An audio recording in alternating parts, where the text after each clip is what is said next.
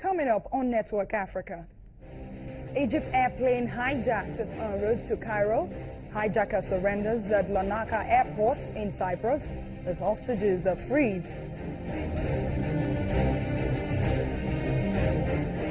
Cameroon delays cruising of bomber claiming to the Chibok schoolgirl as doubts mount.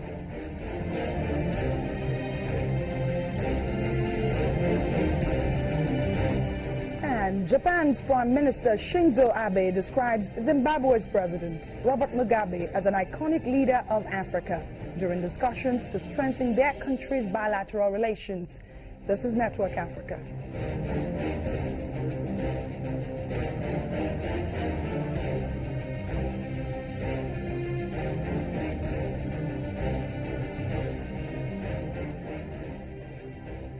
Hello and welcome to Network Africa. I am Adeshewa Josh. The suspected hijacker of an Egypt airliner earlier today has finally surrendered to authorities at Lamaca airport in Cyprus. But the events that led to his surrender was quite horrifying. It all began when a man named by Cypriot officials as Saif Eldin took over a domestic Egyptian flight after claiming to be wearing a suicide explosive belt. He then forced it to divert to Lamaca Mustafa Airport. Saif Eldin claimed he wanted to talk to his estranged Cypriot wife, while others say he was seeking the release of female prisoners in Egypt. The Cypriot president has dismissed the incident as a terror attack. Meanwhile, Egypt is not treating the situation with kid gloves. Egypt's civil aviation minister says the incident is being treated as a real threat. We don't know yet how he got to, get the equipment he has, and we don't know whether the equipment is true or real or not. And this will come as an outcome of the investigation thereafter. But the reality is that we have a hijacker on board of a plane. We're not sure whether what he has is a true bump or threat to the aircraft, but we are dealing with it as a real threat because we cannot take any risk except dealing with it as a serious situation. I haven't seen any reports from control risks so far. They haven't submitted the final report yet. However, Egyptian security and Egyptian airport security has been audited by different authorities, and our security teams were in very close contact with these authorities, addressing the observations and findings they had.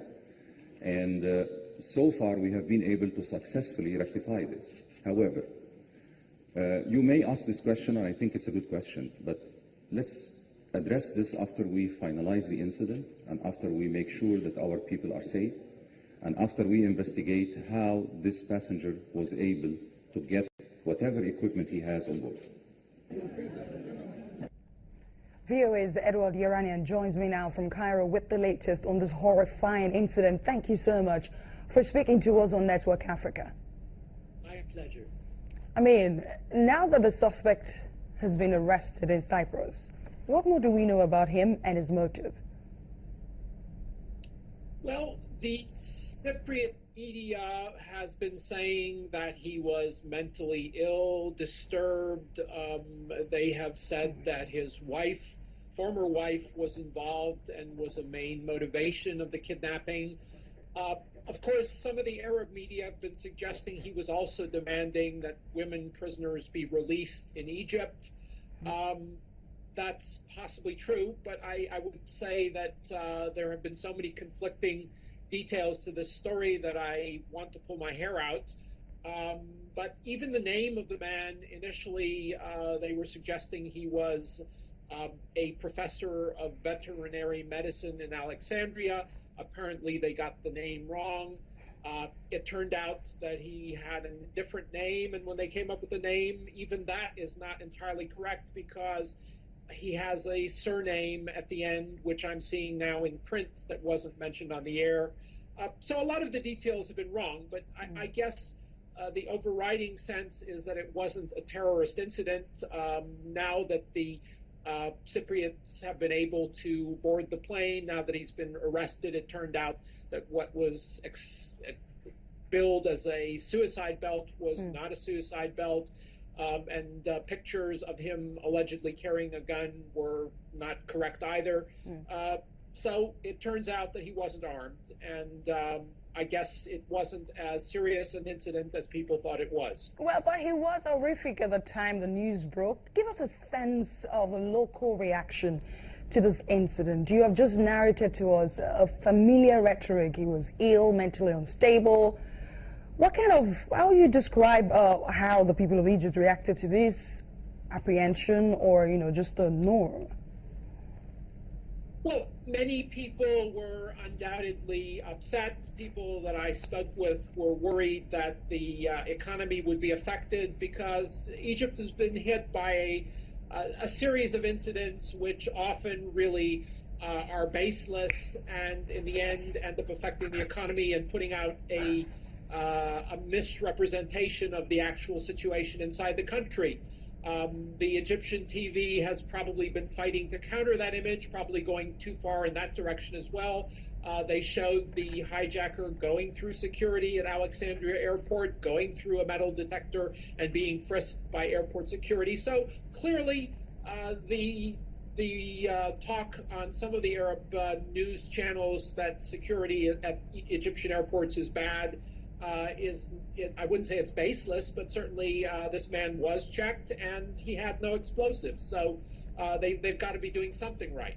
So Egypt has vowed to treat this as an act of terror. Is the aviation minister overreacting? Well, the minister gave his press conference before the denouement of the hijacking. So at that point, it still wasn't clear if it was terror related. And I think he's got to take it seriously because the international airlines and foreign governments are looking at Egypt and how it reacts to this kind of incident. Right at this point, the British government is reconsidering their ban on flying to Egyptian airports, the Russians as well. So obviously, he has to treat it seriously. And Egypt has gone to the point of hiring foreign security firms to make sure security is up to an international standard. Thank you so much, Edward Iranian, there for us in Cairo. Thank you so much for bringing us the latest on the story. My pleasure. In the meantime, Libya's UN-backed unity government has accused authorities in Tripoli of closing down the capital's airspace to prevent it from traveling from Tunisia to start work.